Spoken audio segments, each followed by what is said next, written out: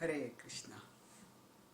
The Gita's progression from third person reference to God to first person reference. When we read the Bhagavad Gita, two things will strike the careful reader, among many of course, but especially when it talks about God. Krishna repeatedly declares himself to be God. Aham sarvasya prabhavo, mattaha sarvam pravartate, mattaha parataram nanya, 10.8, 7.7. Many places he declares himself to be God. At the same time, there is also the opposite idea.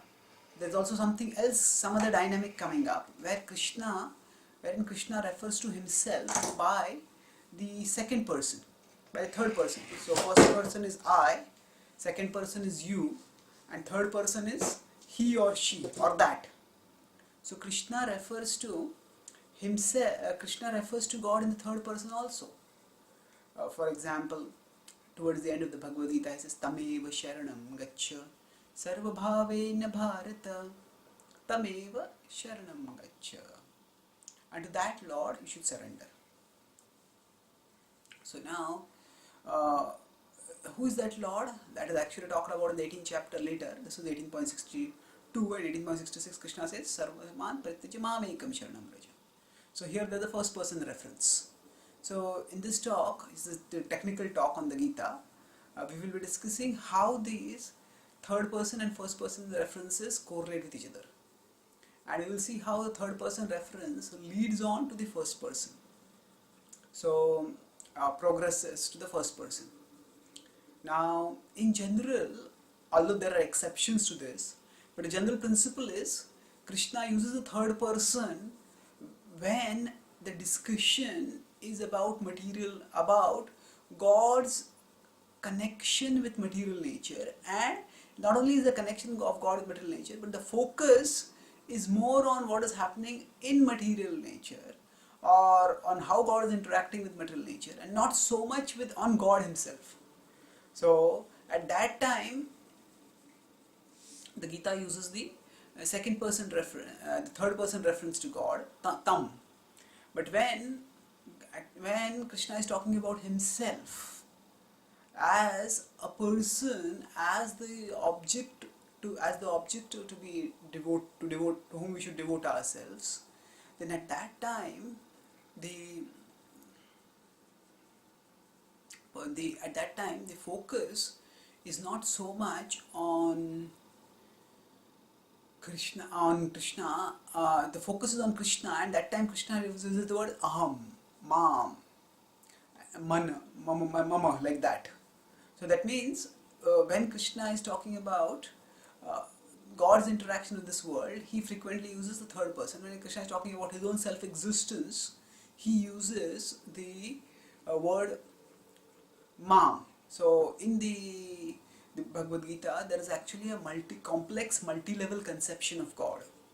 And multi-level conception of God means that God manifests at different levels in different ways. So the same one absolute truth manifests as a person who is transcendental to this world, and the same absolute truth manifests as the controller who is immanent in this world. So the transcendent manifestation of the Lord is called as Bhagavan, and the immanent manifestation of God is called as Paramatma. So in general, whenever there is an immanent manifestation, Krishna uses the word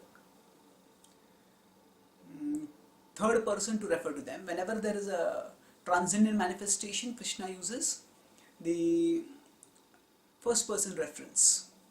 So now let's look at how the reference to the absolute truth evolves from generic third person to specific first person as the Bhagavad Gita flows forward. Now let's start first with the reference to one of the things that the yogis do. One of the things that the starting of the spiritual journey for most yogis is through the process of yajna. So yajna is the means by which we live in harmony with the overall universe. So Brahmarpanam Brahma Havir Brahmagno Brahmanahutam Brahmaiva Tena Gantavyam Brahma Karma Samadhina. So in 4.24 in the Bhagavad Gita, Krishna states that actually Brahmarpanam Brahma Havir, that the various components of sacrifice here are told to be Brahma. So the fire is Brahma, that the spoon which is offered is Brahma, the offering that is made is Brahma, the person who is offering, that is Brahma. So in this way, if one is absorbed in Brahman consciousness, then what happens? Brahmaiva tena gantavyam, that person will attain Brahma. Why? Brahma karma samadhina, because the person is absorbed in Brahma karma, in spiritual work. So now here, so this is Krishna referring to Brahma as the telling that actually the ingredients, the components of fire sacrifice are Brahma. Now Krishna, at this in the 4th chapter, the Gita's focus is not so much on Bhakti Yoga.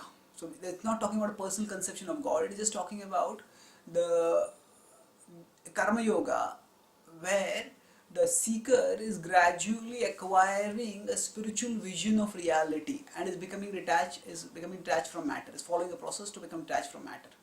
So seeing things spiritually and seeing the spiritual as immanent, as immanent in matter is a good step for this vision. So at this level, because the focus is not on God per se, so there is a reference to God by the generic word Brahma.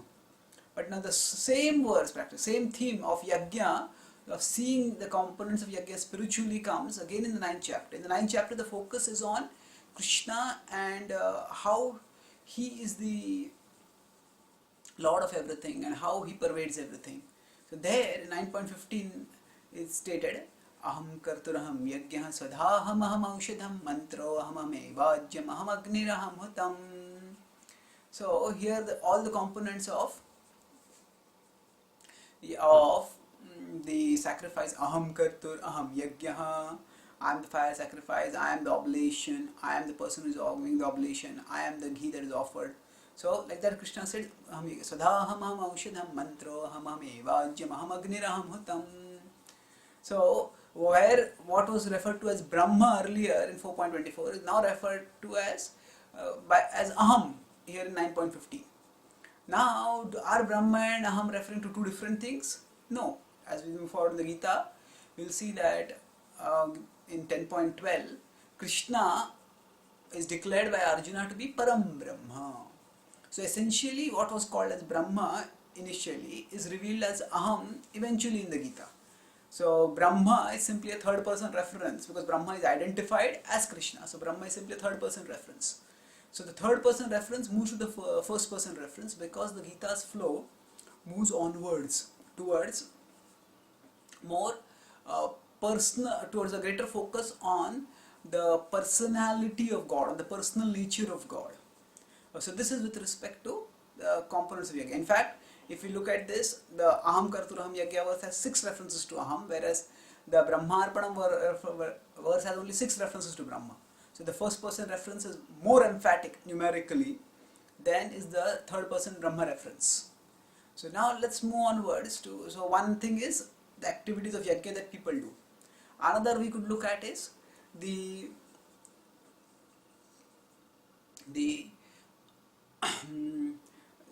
how the material nature is controlled. So Krishna talks about how material nature undergoes a cyclic existence he talks about this from 8.15 to around 8.19, and then he contrasts 8.20 to 22. He contrasts that with the eternality of spiritual nature, of the spiritual world.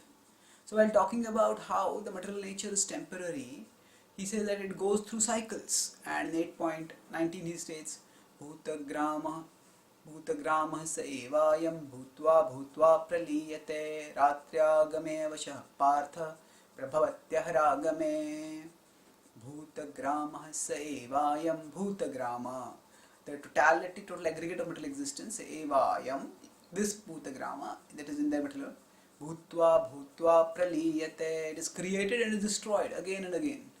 Ratriyagame vashah partha. When the night of Brahma comes, it is destroyed. And prabhavatyaharagame. And the day comes, it is created again. So here, again what is happening? The action is described, but the agency that executes the action is not the focus. It is said that just as the time changes, Brahma's day and Brahma night comes, then creation and destruction happens. But if we look at this stage, the focus was on contrasting the temporariness of material existence with the eternality of spiritual existence. In the 9th chapter, the focus shifts to how Krishna is the controller of material nature. So in 9.4 to 9.10, Krishna talks about how he pervades and controls material nature. So in 9.8 he states that Prakritim swam avishtabhya visrujami punha punha bhutagramam kritsnam avasham prakriter vashat.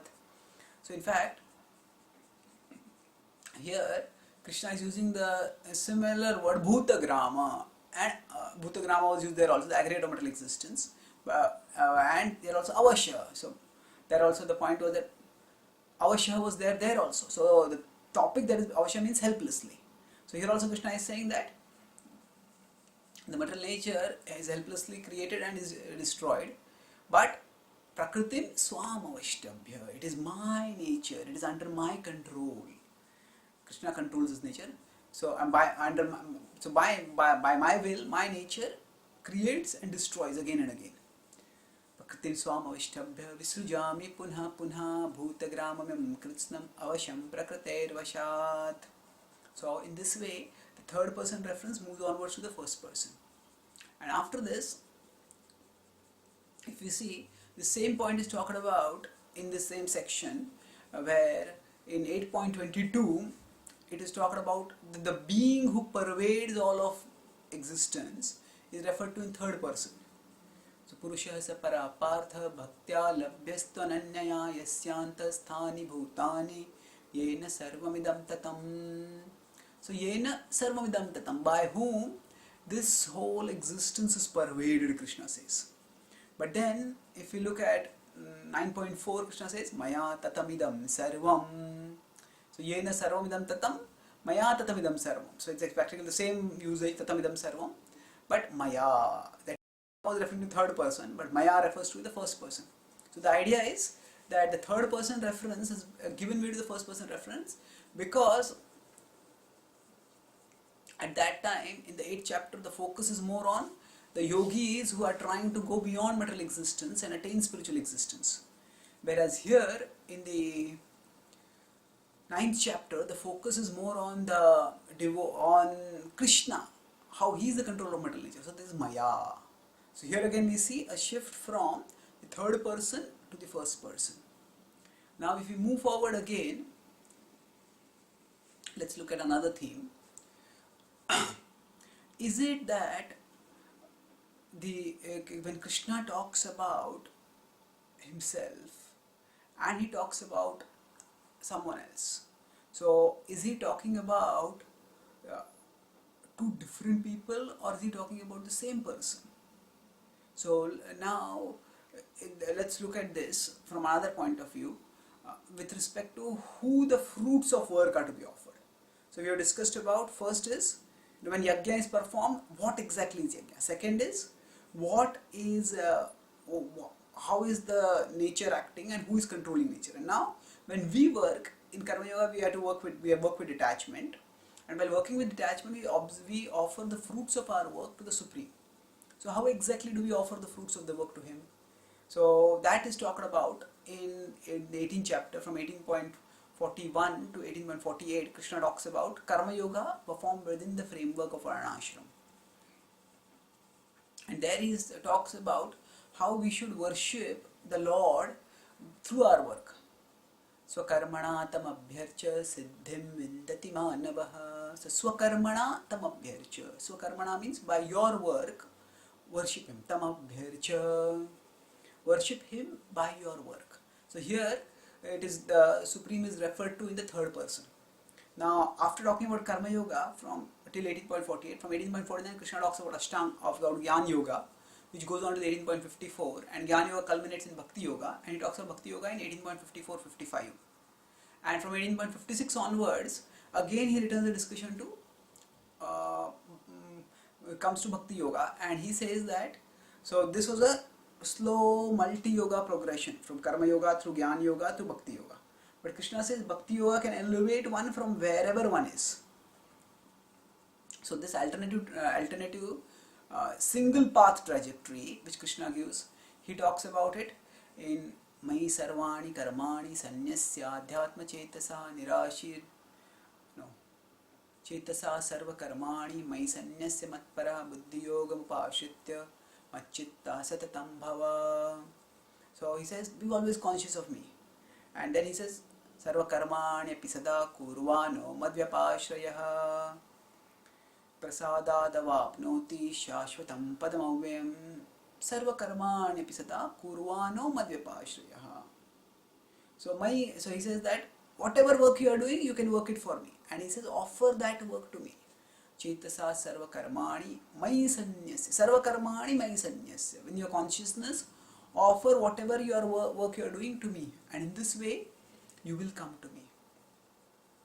So essentially here Krishna is talking about the first person, so he's talking about the object to whom we are offering the fruits of work. And he talks about that in the first person. The same whom he has talked about in the third person earlier, now he's talking in the first person, because there the discussion was about Karma Yoga. The Karma Yogi does not know about the absolute truth as personal. So naturally Krishna doesn't refer to the absolute truth in personal terms, as Mam. Karma Yoga doesn't know the absolute truth to be Krishna. But in the Bhakta Path of Bhakti, we know, the Bhaktas know the absolute truth to be Krishna. So naturally, Krishna is the object of worship. So in case all this seems too confusing, we can look at it directly from Krishna's words. So let's look at this, and this is in the conclusion of the Gita. So Krishna refers to the controller of material nature in third person in 18.62, and he says we should surrender to him. Tameva sharanam gaccha sarva bhavena bharata tat prasadat param shantim sthanam prapsasi shashvatam. Tameva sharanam gaccha. Surrender unto him, Krishna says. Sarva bhavena bharata. Wholeheartedly surrender unto him, Krishna says. So now, when he's saying surrender unto him like this, what does he mean by this? Who is he talking about? Krishna has talked about, we can understand that we are not the supreme controllers. There is some supreme controller, and we should surrender to that controller. So the focus, when the focus is on understanding that we are not the supreme controller, then that we have to surrender to some other controller, then that the person who is the controller of material nature. So the focus is on the activity of surrender, and in that case, Krishna talks about Tam in the third person. Now, after hearing this, Arjuna goes deep into thought, because next verse Krishna says, deliberate on this and you decide what you want to do. So as Arjuna goes deep into thought, thinking what I should do, Krishna's heart overfloods with compassion, and he says, Arjuna, you don't have to worry all about this. I will tell you what you should do. And he says, I will give you the most confidential knowledge. So prior to this, in 18.63, he had said that I am giving you more confidential knowledge, but in 18.64 he says I am giving you the most confidential knowledge. So he says, Sarvaguhyatamam bhuyah shrunu me paramam vachaha. Sarvaguhyatamam bhuyah. So he says here, I am giving the most confidential knowledge. This is 18.64. 18.63, what has he said? Iti te jnanamakyatam guhyat guhyataram maya. So in this way I had told you knowledge more confidential than what I had told you earlier. So there is the highest superlative. There is confidential knowledge, more confidential knowledge, and most confidential knowledge. So in 18.63 Krishna is saying that I have given you the more confidential knowledge, but in 18.64 he is saying that I am going to give you the most confidential knowledge. And the most confidential knowledge, what does he say? He says the two verses, Manmana Abho Madbhakto and Sarvadharman Pratyajamam Ekam Sharanam Vraja. So in these two verses he stated that I'll just surrender unto me. So now, is there any contradiction? No, there is progression. So when Krishna's stress is on personal devotion, the focus becomes Mam.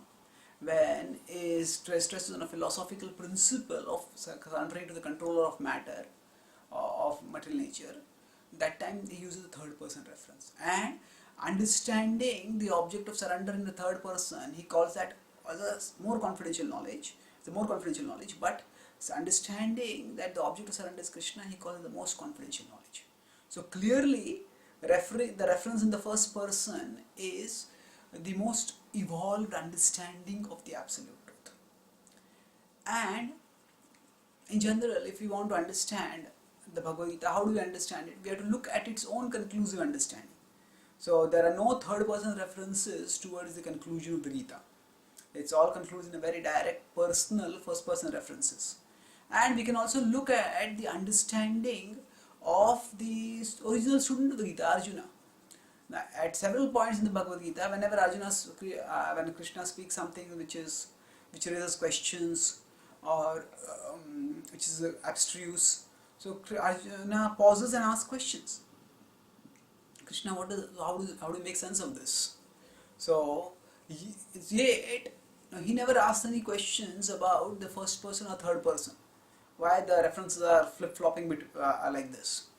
And whenever he talks about the absolute truth, he talks about the object of surrender, object to whom we should surrender. He never talks about him in the third person. He talks about him in the first person. We can seek Arjuna's understanding through his statements, philosophical statements, which come actually thrice.